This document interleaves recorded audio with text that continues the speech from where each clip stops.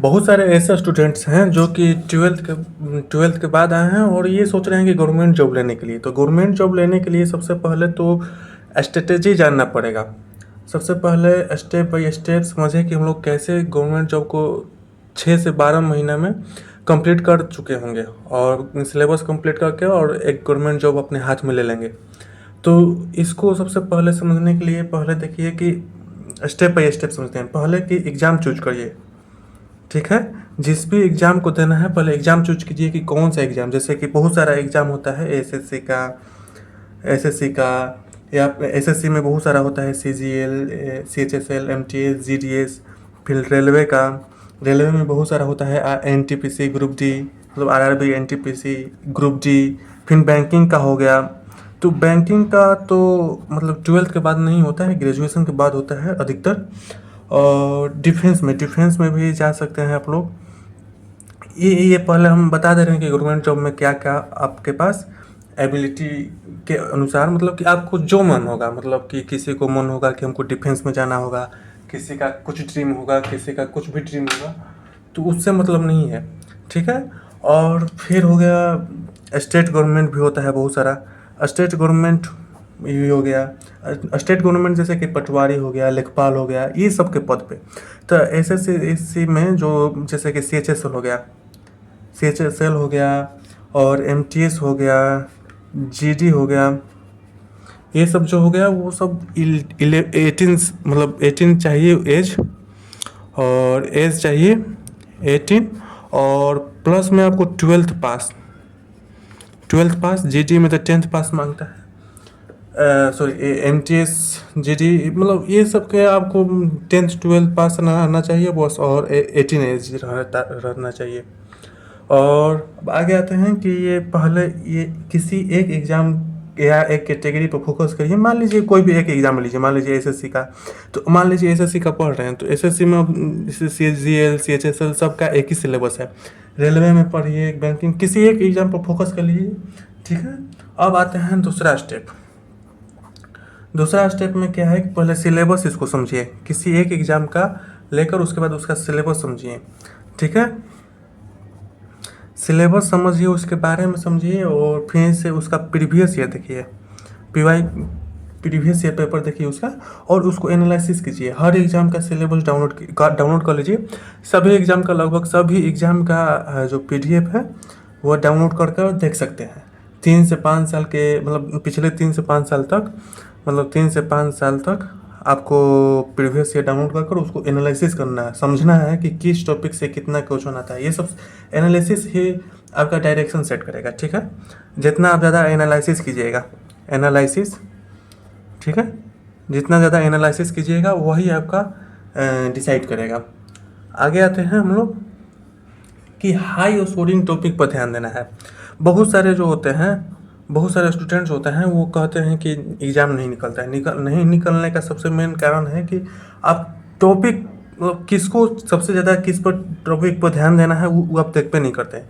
जैसे कि मैथ हो गया, मैथ में हम लोग को जैसे सिंप्लीफिकेशन हो गया, परसेंटेज हो गया, रेशियो हो गया, और ये परसेंटेज में जो आता है ये रेशियो हो गया, और ये प्रॉफिट लॉस हो गया, ये सब जो है हाई मतलब है।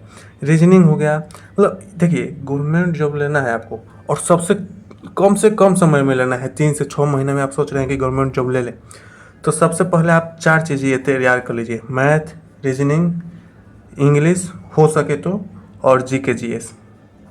अगर ये चारों कंप्लीट है आपका तो कोई भी नहीं रोक सकता है आपको। 3 से 6 महीना, केवल 3 से 6 महीना, 3 से 6 मंथ आपको काफ़ी है किसी भी एग्ज़ाम को निकालने में के लिए। और आगे देखते हैं आप रूटीन बना लीजिए,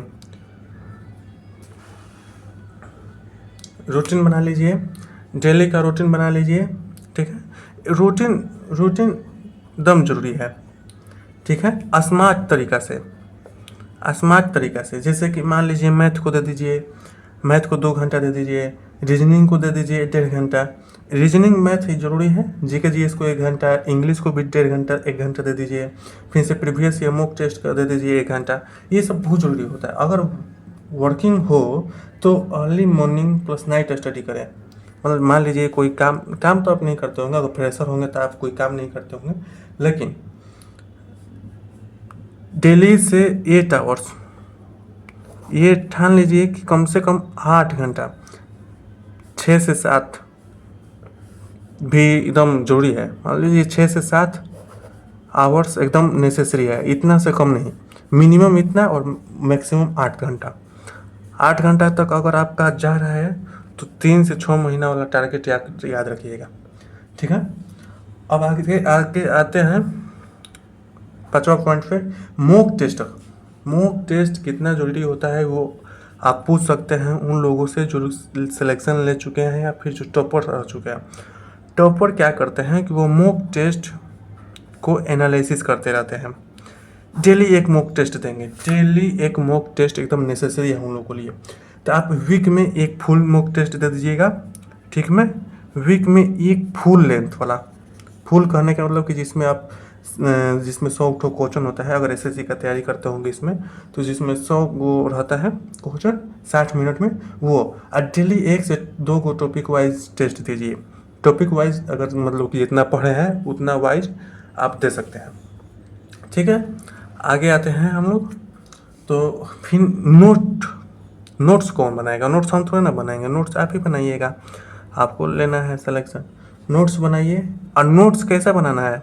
नोट्स एकदम शॉर्ट रिवीजन वाला, शॉर्ट तरीका से, जैसे कि ऐसा बनाइए ना कि एक हाली देखेंगे ना तो लगेगा कि सब एकदम माइंड में आ गया, ऐसा नोट्स रहना चाहिए। नोट्स ऐसा ना कि पूरा पेज पे पेज लिख रहे हैं, पूरा कॉपी भर चुके हैं और कुछ समझ में नहीं आ रहा है, समझ में भी आ रहा है तो उसको समझने में बहुत समय लग रहा है।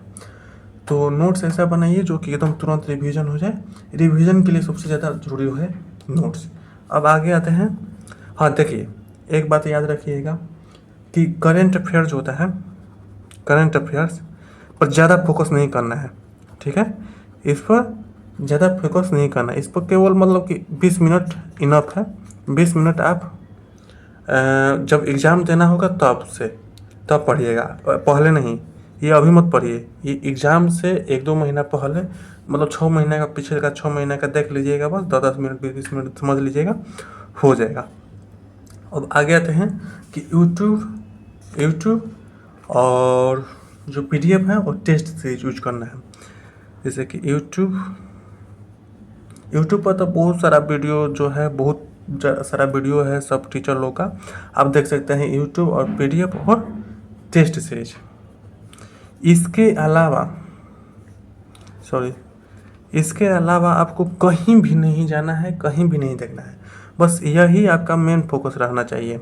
इसके अलावा अगर इंटरनेट पर कुछ ढूंढ रहे हैं तो समझिए कोई डिस्ट्रैक्शन है, ठीक है। मैथ के लिए कोई एक टीचर को उठा लीजिए, मैथ को लिए बहुत सारे टीचर हैं, आदित्य रंजन सर, गगन प्रताप सर, अभिनय सर, बहुत सारे टीचर्स हैं। इंग्लिश के लिए कोई भी टीचर होता है, मतलब एक ठो ले लीजिए, एक ठो बैच प्ले लिस्ट ले लीजिए या फिर बैच ले लीजिए, कुछ भी करिए, लेकिन एक टीचर इसलिए क्योंकि जिससे आपको समझ में आएगा, केवल जिससे आपको समझ में आएगा वही टीचर मतलब मेन रहेंगे, ठीक है।